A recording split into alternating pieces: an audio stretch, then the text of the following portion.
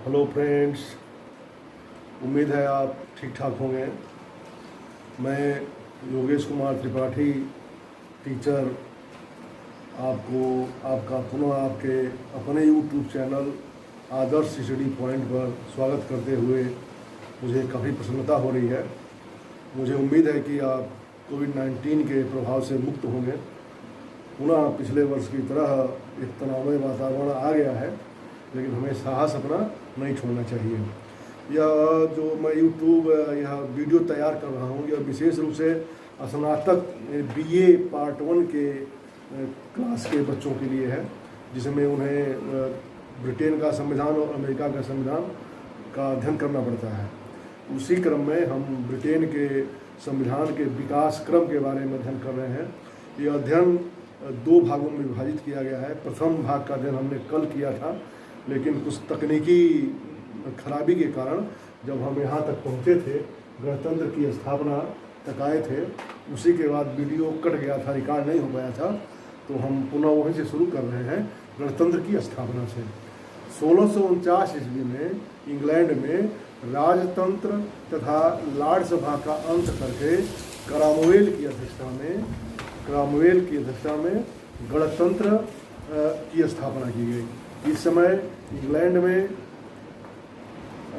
एक लिखित संविधान की आवश्यकता महसूस की गई और लिखित संविधान को अपनाया गया। और लिखित संविधान को अपनाने के बाद उसके अनुसार शासन व्यवस्था संचालित होने लगी, यानी गणतंत्र स्थापित हुआ। जैसा कि हमने कल चर्चा किया था कि 1649 ईस्वी में सम्राट चार्ल्स पर द्वितीय पर मुकदमा चला करके उसे फांसी की सजा दे दी गई। उसके बाद वहाँ गणतंत्र स्थापित हुआ क्रॉमवेल के नेतृत्व में, और एक लिखित संविधान भी अपनाया गया, अंगीकार किया गया। उसी के अनुसार वहाँ की शासन व्यवस्था संचालित की जाने लगी। और लेकिन जब क्रॉमवेल की मृत्यु हो गई, क्रॉमवेल की मृत्यु के बाद ही 1658 में यह गणतंत्र व्यवस्था भी वहीं विराम अवस्था में वही समाप्त हो गई। उसके बाद है अगली देखिए पुनः राजतंत्र की स्थापना। गणतंत्र की स्थापना बाद पुनः राजतंत्र की स्थापना। ऐसा प्रतीत होता है जैसे इंग्लैंड के इतिहास का हम अध्ययन करें, संवैधानिक इतिहास का जो हम कल से अध्ययन कर रहे हैं उसके अध्ययन क्रम में हमें ऐसा प्रतीत होता है कि जैसे गणतंत्र और लिखित संविधान यह दोनों ही ब्रिटिश वासियों के स्वभाव के अनुरूप नहीं थे। वे लोग न तो गणतंत्र व्यवस्था में ही अपने को सामंजस्य अपना स्थापित कर पाए, और न तो लिखित संविधान ही उनकी व्यवस्था के अनुरूप साबित हुआ। यही कारण था कि जब क्रॉमवेल की मृत्यु हो गई तो उन्होंने उन्हीं के साथ क्रॉमवेल की मृत्यु के साथ ही गणतंत्र का अंत हो गया। 1660 ईस्वी में चार्ल्स प्रथम के पुत्र चार्ल्स द्वितीय को गद्दी पर बैठाया गया। चार्ल्स द्वितीय ने 1667 ईस्वी में कुछ महत्वपूर्ण व्यक्तियों की एक समिति से परामर्श लेना प्रारंभ किया। जो चार्ल्स द्वितीय जो गद्दी पर बैठाया गया था, गणतंत्र की स्थापना हुआ, जब राजतंत्र की स्थापना हुई तो उसने 1660 ईस्वी के बाद जब उसने कुछ महत्वपूर्ण व्यक्तियों की एक समिति बनाई और उन समिति से ही परामर्श लेना प्रारंभ किया, जिसे कबाल CABL कबाल कहा जाता था। इसे ही आगे चल करके कैबिनेट कहा गया। यही कबाल जो है आगे चल करके कैबिनेट में परिवर्तित हो गई, मंत्रिमंडल में परिवर्तित हो गई। और इसी समय एक कानून पारित किया गया कि बिना अभियोग चलाए किसी भी व्यक्ति को बंदी नहीं बनाया जा सकता। उसके बाद अगला है गौरवपूर्ण क्रांति। 1685 ईस्वी में चार्ल्स द्वितीय की मृत्यु हो गई। चार्ल्स द्वितीय की मृत्यु के बाद उसका भाई जेम्स द्वितीय को गद्दी पर बैठाया गया। चार्ल्स द्वितीय की 1685 में मृत्यु के बाद उसके भाई जेम्स द्वितीय को इंग्लैंड के राज सिंहासन पर बैठाया गया, जो केवल 3 वर्ष तक ही शासन संचालित कर पाया। उसने संसद के अनुमति के बिना कानून रद्द करने का अधिकार प्राप्त कर लिया। इससे संसदीय नेता काफ़ी अप्रसन्न हो गए और जेम्स द्वितीय को सिंहासन से हटाने के लिए उन्होंने ऑरेंज के राजकुमार विलियम तृतीय को इंग्लैंड पर आक्रमण करने के लिए आमंत्रित कर दिया। यानी विभीषण जो है हर युग में हर देश में अपने अपने समय पर पैदा हुए हैं। तो अब केवल अपने अधिकारों को छीन जाने से लोग इतना क्रोधित हो गए, उन्होंने दूसरे देश के राजा को इंग्लैंड पर आक्रमण करने के लिए आमंत्रित किया। राजकुमार विलियम तृतीय जब इंग्लैंड पर आक्रमण करने के लिए चला, उससे भयभीत होकर के, उसकी शक्तियों से भयभीत होकर के जेम्स द्वितीय फ्रांस भाग गया। बिना युद्ध किए ही डर करके वह फ्रांस भाग गया, और इस प्रकार बिना किसी रक्तपात के ही शासन में परिवर्तन हो गया। इसी कारण इसे इंग्लैंड में गौरवपूर्ण क्रांति के नाम से जाना जाता है।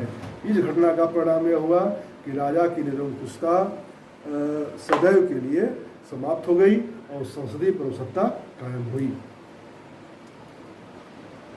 अब यह हम लोगों का भाग एक का अंश था जो हमने अब तक अध्ययन किया। इसके बाद प्रारंभ होता है ब्रिटिश संविधान का विकास भाग, जो शेष भाग था वह उसका अध्ययन आज करेंगे, या कल छूट गया था, वीडियो हम लोग कट गई थी। उसमें वह गौरवपूर्ण क्रांति के बाद आता है अधिकार पत्र।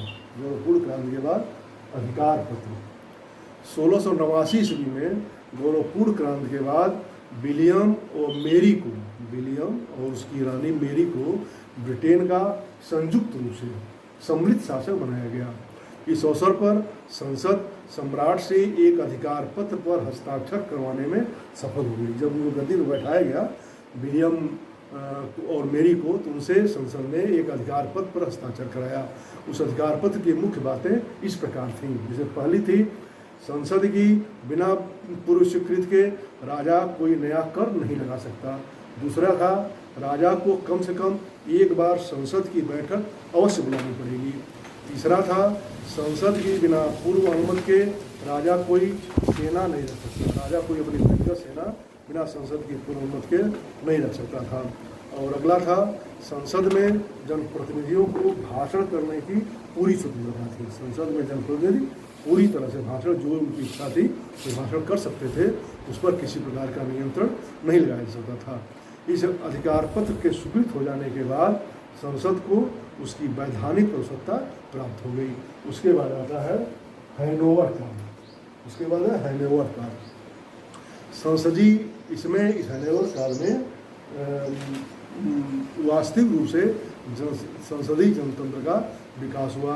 यह 1714 ईस्वी में प्रारंभ हुआ था, जबकि संसद की राजपद पर सर्वोच्चता 1689 के अधिकार पत्र से ही स्थापित हो गई थी, जिसके बारे में भी हमने चर्चा की है। 1714 में साम्राज्ञी एन की मृत्यु हो गई। उनके मृत्यु के बाद उत्तराधिकार अधिनियम के अनुसार हैनोवर का जॉर्ज प्रथम ब्रिटेन का सम्राट बना। हैनोवर के जॉर्ज प्रथम को ब्रिटेन का की राजगद्दी पर बैठाया गया। यही संसदीय विकास की नई गाथा यहीं से प्रारंभ होती है। जब हैनोवर का जॉर्ज प्रथम ब्रिटेन का सम्राट बना, वहीं से संसदीय विकास की नई गाथा प्रारंभ होती है, जो 20वीं सदी के पूर्वार्ध तक पूर्णता प्राप्त कर ली तथा संसदीय जनतंत्र का विकास क्रमशः होना प्रारंभ हो गया। इसके अंतर्गत प्रमुख रूप से निम्नलिखित चरण धीरे धीरे अपनाए गए, जिसमें पहला था राजा की वास्तविक शक्तियों का पतन।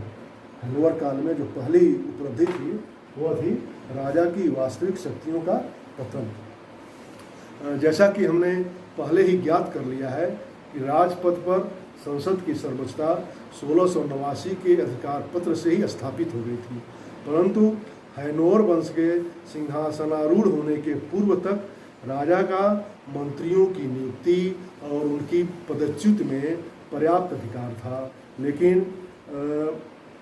हैनोवर काल में राजा के इस अधिकार का भी पतन हो गया। जब हैनोवर वंश के शासनारूढ़ हुए तो मंत्रियों की नियुक्ति और पदच्युत का जो उनका अधिकार था उसका भी पतन हो गया और यह अधिकार संसद में निहित हो गया।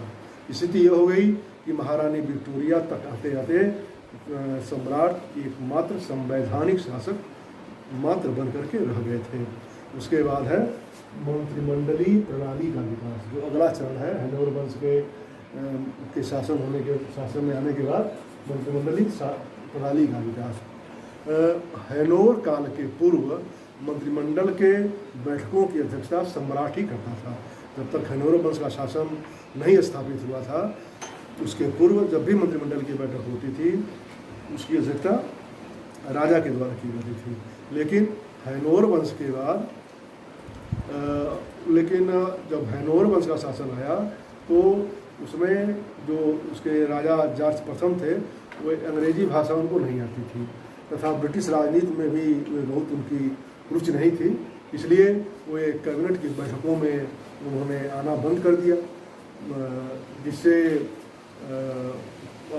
जब आना उन्होंने बंद कर दिया तो उस बैठक को संचालित करने के लिए, मंत्रिमंडल की बैठक को संचालित करने के लिए, अध्यक्षता उसकी करने के लिए उस जॉर्ज प्रथम ने कंजर्वेटिव पार्टी के नेता रॉबर्ट वालपोल, जो कंजर्वेटिव पार्टी के नेता थे, रॉबर्ट वालपोल को कैबिनेट की अध्यक्षता का दायित्व सौंपा और यहीं से मंत्रिमंडलीय प्रणाली की शुरुआत होती है। और इस प्रकार यह कहा जा सकता है कि सर रॉबर्ट वालपोल ही ब्रिटेन के पहले प्रधानमंत्री बने। धीरे धीरे मंत्रिमंडल में अन्य सिद्धांतों का विकास हुआ, जो मंत्रिमंडलीय प्रणाली के जो अन्य सिद्धांत हैं उसका क्रमशः विकास हुआ, लेकिन जो पहली कैबिनेट की अध्यक्षता थी वह सर रॉबर्ट वालपोल ने किया था और इसीलिए माना जाता है कि इंग्लैंड के पहले प्रधानमंत्री सर रॉबर्ट वालपोल ही थे। उसके बाद है हाउस ऑफ कॉमन्स का लोकतंत्रीकरण। अगला जो चरण था लोकतंत्र के विकास का, संविधान के विकास का, वो है हाउस ऑफ कॉमन्स का लोकतंत्रीकरण। जो ब्रिटेन की संसद है वहाँ का जो निम्न सदन है, जैसे अपने यहाँ लोकसभा है, वहाँ के निम्न सदन को हाउस ऑफ कॉमन्स कहा जाता है।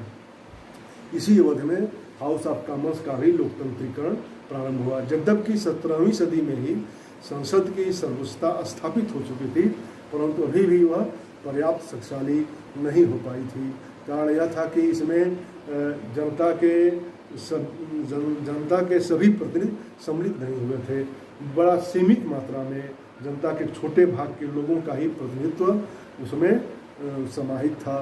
अतः संसद के अंदर और संसद के बाहर संसदीय मताधिकार को लेकर के आंदोलन प्रारंभ हो गए। संसदीय मताधिकार या संसद में प्रतिनिधित्व को लेकर के आंदोलन प्रारंभ हो गए, जिसका परिणाम हुआ कि 1832 में एक सुधार कानून के द्वारा मध्यम वर्ग के लोगों को कुछ मताधिकार प्रदान किया गया।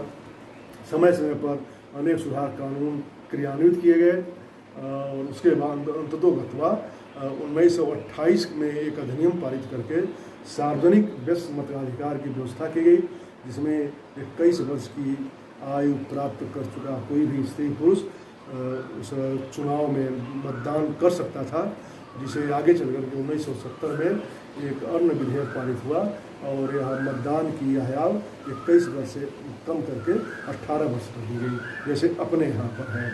अब उसके बाद अगला चरण है हाउस ऑफ कॉमन्स की शक्तियों में वृद्धि। हाउस ऑफ कॉमन्स की शक्तियों में वृद्धि 18वीं सदी तक ब्रिटिश संसद का द्वितीय या उच्च सदन, जिसे हाउस ऑफ लॉर्ड्स कहा जाता है, वह काफ़ी शक्तिशाली था, जो लोकतंत्र के दृष्टिकोण से उचित नहीं था, क्योंकि उसमें जनता के प्रतिनिधि नहीं होते थे। हाउस ऑफ लॉर्ड्स में जब आगे इसका अध्ययन किया जाएगा तो उसके बारे में विस्तृत अध्ययन हम लोग करेंगे। उसमें केवल सामंतों और जमींदार ही उसके मेंबर होते थे। तो लोकतंत्र के दृष्टि से हाउस ऑफ लॉर्ड्स का शक्तिशाली होना ठीक नहीं था, अच्छा नहीं था। तो 1832 में लॉर्ड सभा की इच्छा के विपरीत एक सुधार कानून पारित किया गया हाउस ऑफ कॉमन्स के द्वारा और उसी समय से लॉर्ड सभा की शक्तियों में काफ़ी कमी आनी प्रारंभ हो गई और धीरे धीरे यह परंपरा भी स्थापित हो गई कि वित्तीय विषयों पर हाउस ऑफ कॉमन्स की शक्ति ही अंतिम होगी। और 1911 और 1949 में पारित अधिनियमों में लॉर्ड सभा की शक्तियाँ और कम कर दी गई। विशेष रूप से यह लोकतंत्र की सुदृढ़ होने की तरफ यह कदम उठाया गया था। इसके बाद है निष्कर्ष के रूप में हम कह सकते हैं कि लगभग 1400 वर्षों के, अभी पहले वीडियो में भूल से 1400 वर्ष हम कहे थे लेकिन 14 वर्ष नहीं दे रहा है, उसको 1400 वर्ष आप मान के चलिए। तो 1400 वर्षों के संवैधानिक विकास के आधार पर ब्रिटेन ने अपनी वर्तमान और वर्तमान संवैधानिक और राजनीतिक स्थिति को प्राप्त किया है। इस संवैधानिक विकास की मुख्य विशेषता यह थी कि यह बिना किसी विशेष खून खराबे के मंथर गति से ही सही, धीमी गति से ही सही, शांतिपूर्वक संपन्न हुआ और आज एक संसदीय लोकतंत्र का एक अप्रतिम उदाहरण ब्रिटिश संसद विश्व के सामने हमें दिखलाई पड़ती है। इसी के साथ यह आपका यह चैप्टर समाप्त होता है। आपसे पुनः आग्रह है कि यदि इस चैनल को सब्सक्राइब न किए हों तो सब्सक्राइब करके इस परिवार का अंग बन जाइए, जिसे जो भी वीडियो डाली जाए वह आपके ऊपर तुरंत आपके ऊपर आप उसको देख सकें। बहुत बहुत धन्यवाद।